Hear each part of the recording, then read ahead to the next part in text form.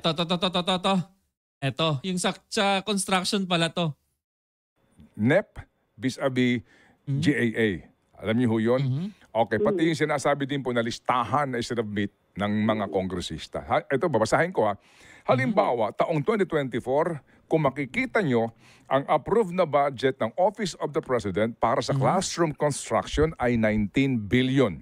Okay. Noong lumabas na ang House version ng Appropriations Bill ay naging 24 billion. So, approved 19 billion, paglabas sa House, naging 24 billion. At doon sa 24 billion na iyon, kung hanapin mo sa papel, kinuha nila ang 5 billion ng repairs ng classrooms at inilagay nila doon sa 19 billion para maging 24 billion siya. So, ang naiwan sa repairs sa kawawang mga classroom ay 1 billion. Kaya makikita nyo sa papel, nandyan yan, naging 24 billion. At hindi lang yan. Dahil noong 2023 ay hindi ako pumayag na hindi masunod yung DepEd na rules sa papaano mag-classroom construction based on need. Okay. Ang ginawa ngayong 2024, inattach nila ang listahan na kung saan gagawin ang mga classroom construction worth 17 billion.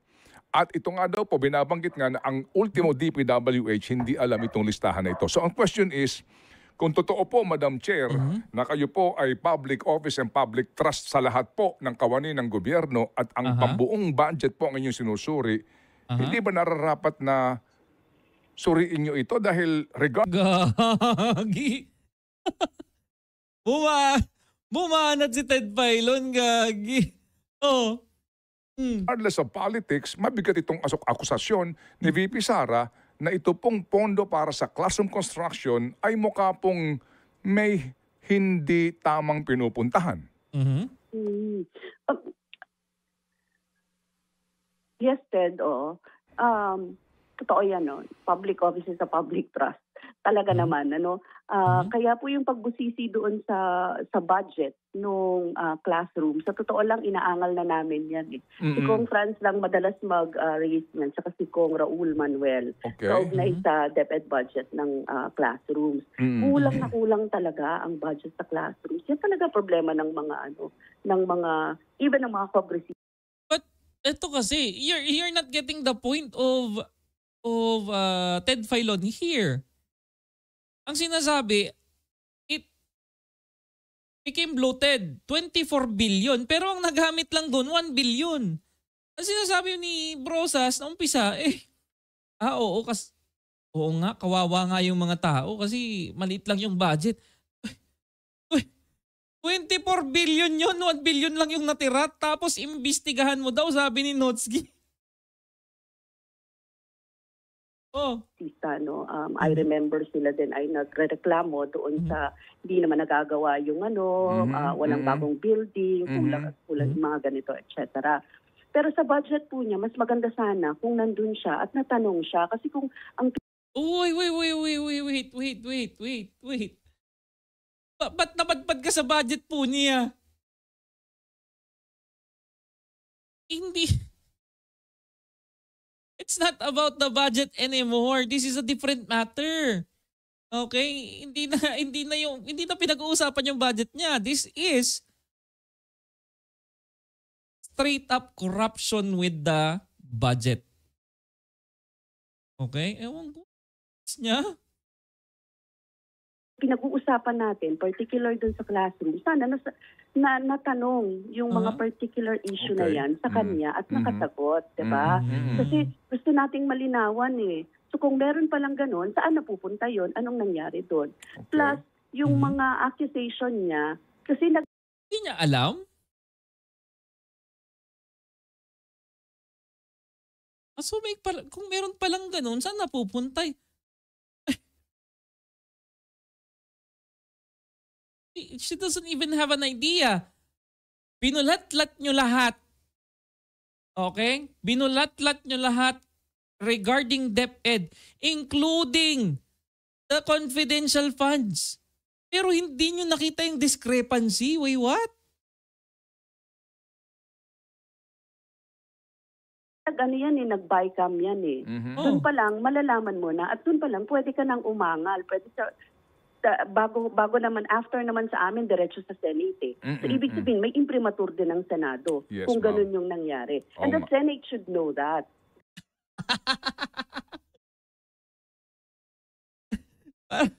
Parang, teka, don't hold us accountable for it. Kasi, sila rin naman. Ganun yung ginawa mo, Brosas eh. Op, wag mo kaming sisihin. Sila rin naman.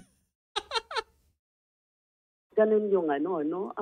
Yung Senado, alam nila kung ano yung nangyari at kung saan din nilagay yung pera. So dapat doon pa rin natanong na sa kanya, 'di ba? Okay. Yung issue na 'yan. Or di kaya na-divulge na 'yon. So maganda po sana talaga nandun siya nung hearing ng kung budget yan yung mismo. issue, Opo. So, yung nga po. So, considering na siya hindi nasipot, di ba? Considering po na nagsabi niya na kahit ako zero budget, may bahala na kayo sa akin. Considering po yung ganung statement po ng VP, ano hong balak niyo? Kayo ba'y maghahain ng resolution dito for another issue? Because this revelation, I think, will merit another resolution asking for an investigation, and this time, you can invite her again. Yeah, actually, meron kami mga resolutions inviting her doon, not inviting her, resolutions kaugnay sa mga issues ng DepEd, ano. Pero I will get back doon sa mga ilan na namin na. But issue, it's not an issue of DepEd anymore. Kasi may nilabas din siya dyan, no.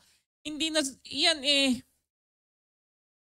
may nilabas din siya dyan na coming from the office of the president as well. Okay? So this is in general na naniningit-ningit sila.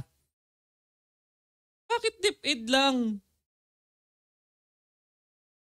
Na-file namin. Even yung mga laptops. Actually, 2022, 2023 pa lang. Meron na kaming mga ilang resolutions doon. But anyway, we will review that. Kasi yan naman ay isa sa mga duty talaga natin. Tingnan natin ano yung mga iba pang mga kaugnay niyan. Pero ang totoo, Ted, it's just isa yan sa mga issue na talagang ang tindi nung yung kakulangan. Yes, ma'am. Yes, ma'am. Yes, ma'am. Grabe talaga yung kakulangan natin sa tsaka yung paggasta doon sa pera, 'di ba? Yung pong underspending. Kaya nga po dapat siyang humarap. Pero kasi po ako nung binasa ko ito, napanood ko ito, ako naman. May nyo guys si Ted Filon, alam ko naging kongresista rin siya eh. Okay? So, he knows what he's talking about. Sa akin lang. Hello, John Odos. Yeah. Bilang mamamayan, sinasabi ko, ito'y panibagong katwiran din para imbitahin siya ulit to enlighten us dito po sa kanyang binabanggit. Kasi kung hindi siya ulit sisipot, ako mismo, isipin ko na mukhang hindi ka seryoso dito sa iyong revelasyon na ito. I agree. And masasabi ng mga tao na the Vice President is just doing this one, no? Para matanggal yung issue sa kanya. Ganun lang yun eh. Diba? But if you're going to say na inimbitahan naman namin siya para para questionin yung sa DepEd niya. Wait, what? Layo eh. Na may umano ay maaari tayong pagkakahinalaan dito nga sa papalobo ng pondo ng classroom construction ng ilang pong mga kongresista. That's the point po, Madam Chair. Anyway, so ma'am, ito lang po, before ako magpasalamat sa inyo, sabi nga po ninyo, public office is a public trust. No? And then pag pinag-uusapan natin ang budget, kinakailangan talaga suriin natin yan lahat. Hindi hubat sa nagdaang pong mga budget deliberation din. Gawin ko itong halimbawa. Para po sa budget ng House of Representatives, binalik sa kanya eh. O budget ng House of Representatives. Magandang pakinggan yan Kasi wala akong idea kung magkano yung budget nila eh. O magkano ba? 2023 budget, no? Sa NEP, 16 billion lamang. Paglabas po ng GAA, 28 billion na. 11.6 billion ang naidagdag. 2023 ha. May singit. Okay. May siningit. Ang laki ng dinagdag, gagi. 8? Tama ba? Hindi, 28. 8, 6. 26? Oh, kano ba yun? Bilyon lamang 2023 budget. No? Sa NEP, 16 billion lamang. Paglabas po ng GAA, 28 billion. 12? Hindi pala. Tama. 12. 12 billion. 12 billion. Di ba? Kaching-kaching. Na 11.6 billion ang naidagdag. 2023 ha. 2024 sa NEP, 16.5 billion lang. Paglabas ng GIA, 28 billion na. 12.1 billion, 73% ang in-increase.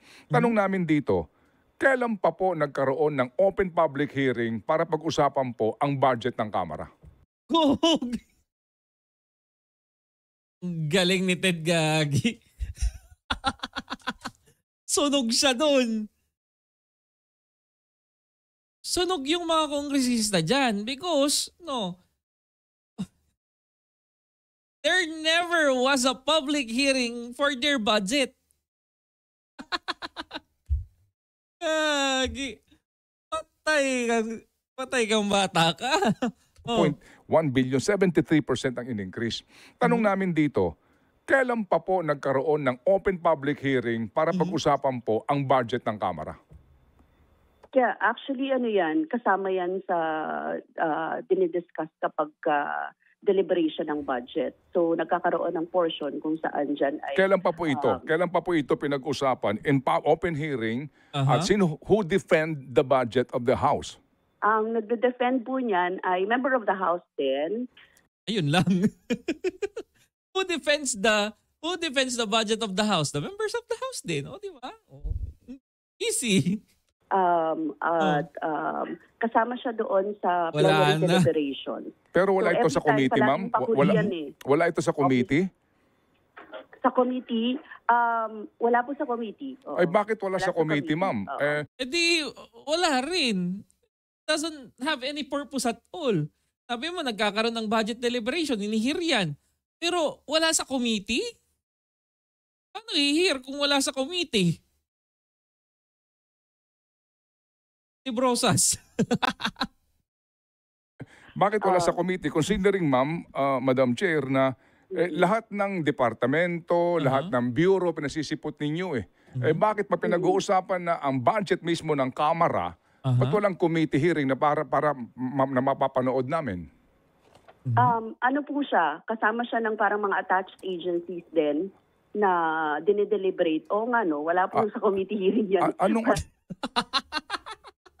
Hindi siya gagi. Nilaglag niya, gagi. Nilaglag mo yung camera, gagi. Ay, wala nga pala, Si Arlene Brosas. Yan, representative ng Gabriela Party List. Namin. Ano po siya? Kasama siya ng parang mga attached agencies din na dinideliberate. Wala po sa committee hearing yan. Anong attached agency? Anong attached agency? The House is one sole independent entity. Paano attached agency? Saan to naka-attach? Sa legislature, dalawa lang naman sila Senate and the House. Basag na naman, gagi. Paano may i-attach sa ibang agency nga naman yung House? Kasi legislative kayo dadalawa lang kayo Hindi naman katulad sa sa executive. Okay? Sa executive, let's say DAR, Department of Agrarian. May mga sanga-sanga yan So, ang nilalagay nila doon, Department of Agrarian, tapos and attached agencies. Yung mga under doon sa umbrella niya. Sa inyo, equal power din naman kayo ng Senado Pasa nyo sa judiciary. At the moment, she knew. She effed up. naka-attach There's more. sa legislature, dalawa lang naman sila eh. Senate and the House. Oo, oo. But usually nakalagay siya sa ano tawag dito, sa plenary deliberations nilalagay. Hindi Pero sa, wala sa committee. Wala sa committee, oo. But is that appropriate? Actually, that has been tradition. Yun. Patay tayo. Akala ko ba ayaw na natin ng tradition? Oh, di ba? Sinabi ni Marcoleta, it is a long time tradition na palagpasin na natin. No questions asked. Tapos ngayon, ikaw rin yung mag-a-appeal sa tradition? Putik yan. Tradition na po yan eh. Yan na lang natin. Tradition naman eh. Nako. Hindi ba pagiging hipokrito yun on their part dito sa sa mga kongresista that you are invoking the tradition as well. Sabi nyo, tradition, kailangan ng baguhin. Yeah, I agree, kailangan baguhin yung tradition. Pero nararapat rin lang na kayo na nag-i-invoke na baguhin yung tradisyon, hindi invoke yun. Kasi nga, gusto nyong baguhin, di ba? Yes. Nilalagay. Hindi Pero wala sa committee. Wala sa committee, oo. But is that appropriate? Actually, that has been tradition. Yun. Doon tayo pupunta. Ito yung time-honored tradition. Di ba, ma'am? Ang tawag doon, time-honored tradition po ba tawag doon? Oo, but we do not believe in it. Kami sa Makabayan, Yes. Ay, hugas ka man. Gagi. Oh. So, Chang is play. Diba? Pero nakita niyo yung doon? Ni Ted Pailon. Tignan niyo mukha niya, ha? Di ba, ma'am? Ang tawag doon, time-honored tradition po ba tawag doon? Oo, but we do not believe in it. Kami sa Makabayan. Di ba? We don't believe in it, your ass. Ganon. We don't believe in it. Kapag hindi ka naniniwala doon, dapat, lumalaban kayo regarding it. But the mere fact na pinalalagpas nyo lang at wala kang alam mga nangyayaring ganyan, ibig sabihin, pumapahayag ka dun sa tradisyon. So yung reasoning mo, di mo pinaniniwalaan, pwede na, di ba? Tradisyon yan, hindi ko naman pinapaliwalaan yan, di ba? Parang pamahiin eh. O, pamahiin yan sa bahay namin. O, kahit na pamahiin, hindi ko naman pinapaniwalaan eh. My goodness. Yes, ma'am. Opo, kaya nga po kayo doon nagpoprotesta sa Office of the President, di ba? Sabi ho ninyo, bakit to? Bakit may parliamentary courtesy dito? Ba't may ganito? Dapat magtanong kami. So siguro kami ngayon na taong bayan, tatanong din. Sandali. Pull up natin, Jerry. Ito yung itsura daw ni Ted Pailon. Ayun.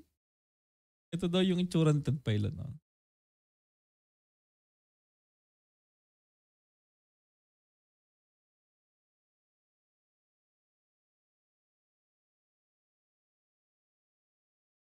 Yung itsura ni Ted Pailon. Ayan. Kunwari naniniwala ako. Gagi. Ay, nako. Sila mismo yung bumasag eh. So may tinatago tong mga to.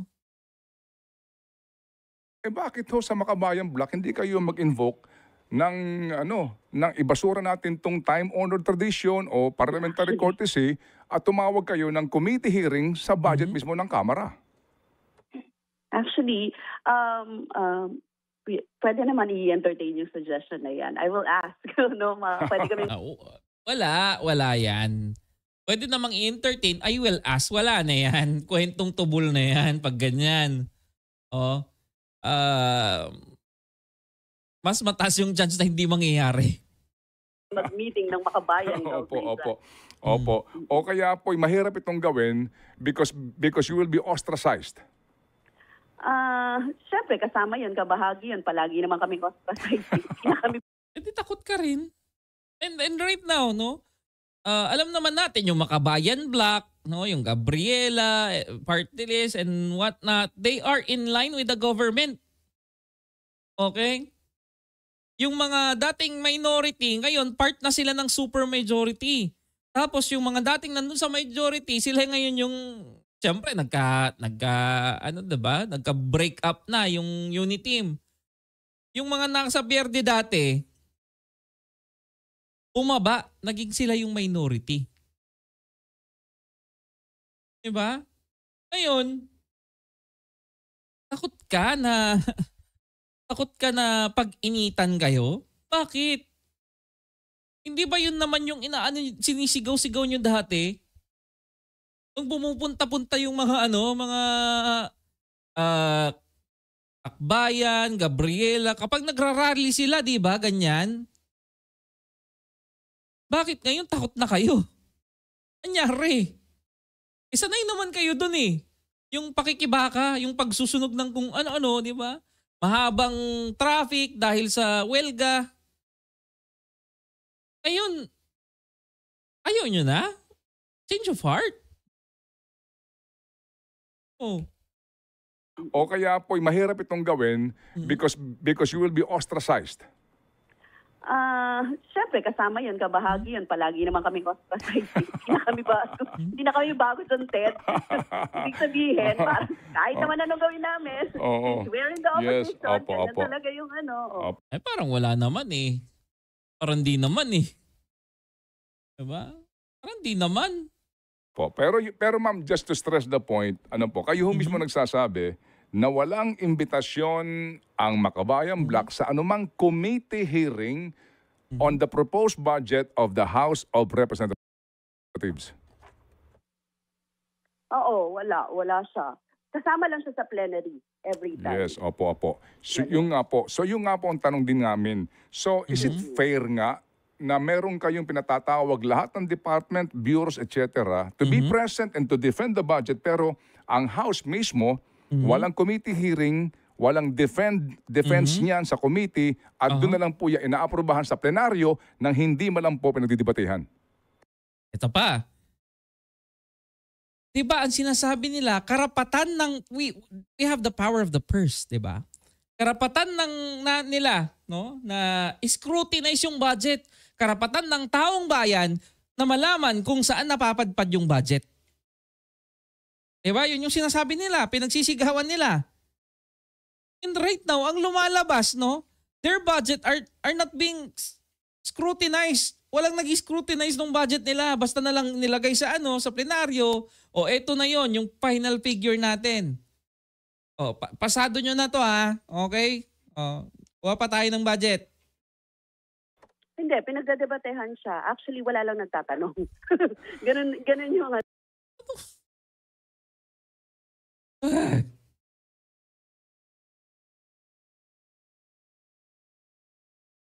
Harap magmura eh. Wisit. At doon na lang po yan inaaprubahan sa plenaryo nang hindi man lang po pinagdidebatehan. Hindi, pinagdedebatehan siya. Actually. Hindi. Okay, pinagdidebatehan daw eh. Pinagdidebatehan. Tapos biglang ang susunod mo. Wala lang nagtatanong. Wala lang nagtatanong. Paano naging debate yun? Pusit yan. How can you say na it's being debated upon kung walang nagtatanong, walang nag-uusap? There is no debate to begin with. Anong klaseng debate? Sabihin mo na lang si Melo Yap tapos si Kayo, nag-debate. Tanguan lang. Anguan lang sila. Ganun lang. Matatawag mo ba yun na debate? Wisit. ganun yung itsura niyan. Walang nagtatanong, walang parang katulad din sa Senate, ganyan din yung form nila, di ba? So, it passes, pero in-open sa plenary for deliberation. So, yun sa plenaryo siya yung time na yun. Baka takot magtanong ang mga kongresista. Tapos kami, Hindi ba kayo yun? Ang baka takot yung magtanong yung mga kongresista. Nakalimutan mo ata, kongresista ka rin. Representative Arlene Brosas. Baka nakakalimutan mo.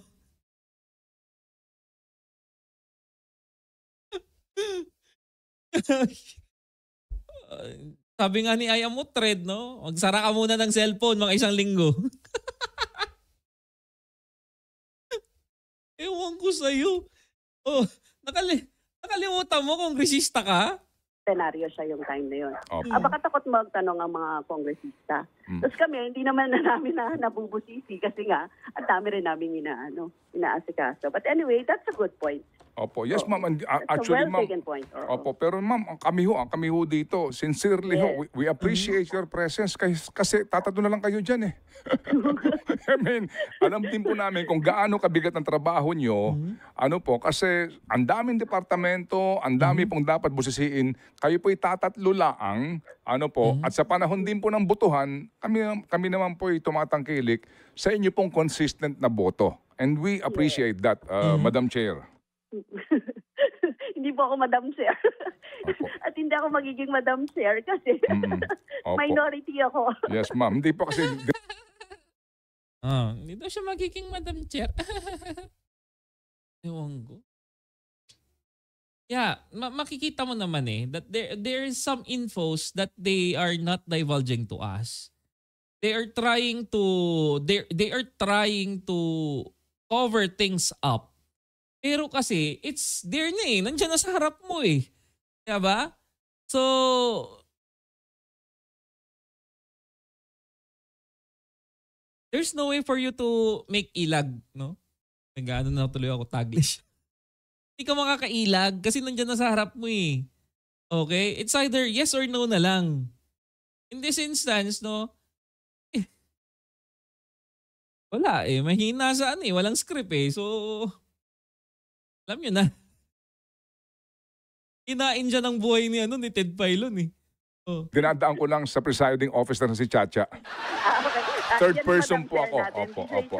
Kung ako ang presiding chair, gagawin po kitang Madam Chair. Okay, sige. But I cannot do that. Okay. Anyway, sige po. So imparting po, Ma'am Arlene, dito po, ang atin lang po, paano ho namin ito ngayon maintindihan? By next week po, plenary na po ito. Yes. Opo. So, na nga kami. Opo. So, plenary. Grabe, ang daming dokumento. Yes, ma'am. Yes, ma'am. Mga ahensya. And sabi nga nila, ginusto mong maging miyembro niyan. So, yan ang mga...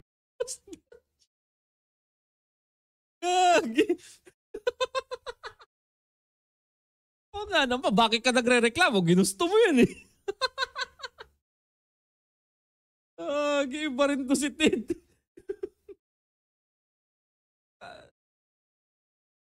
Ganito ba si Ted dati? Dati ba? Napaka-sarcastic naman ni Ted dito.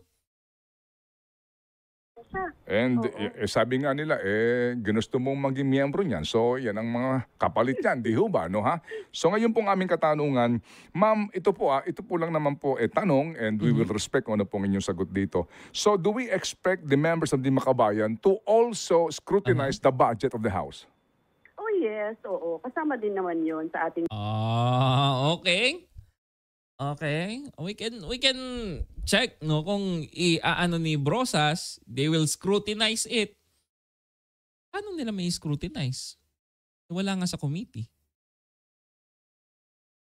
Duty. We will. Kasama yun palagi, no? Opo. Sige po. So, abangan po namin... At kung sino, Ted, ang magtatanong, di syempre mag-aano pa kami, mag-aalaman pa kami sa makabayan. Oo. Kung sino pa yung mag-aano. Apo. Ang hinahanap ko po sa inyo, yung inyong minority leader. Ay, baka sa nasa district po. Okay. Paano naging district? Party list siya. True. Sige. So, Wait, what?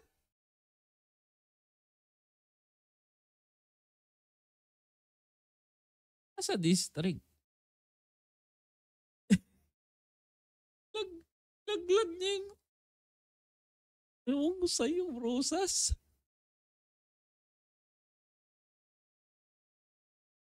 Nilaglag niya, Gagi. Oh. Ay, baka sa nasa district po. sa inyo, yung inyong minority leader. Ay, baka sa nasa district po. Okay. Paano naging district? Party list siya. True. Wisit talaga. Isa na lang yung ano eh. Pwede mong gawin eh. Is tumahimik.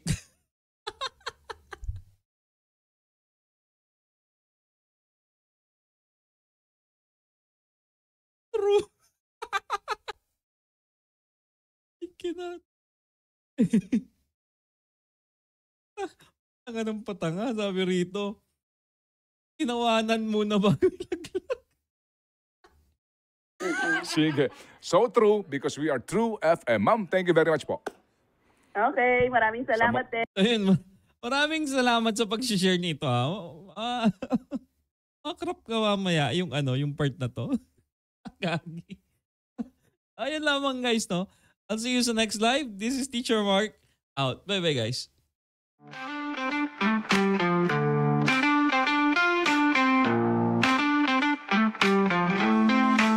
Sa bawat komento, ang boses ko'y matatag.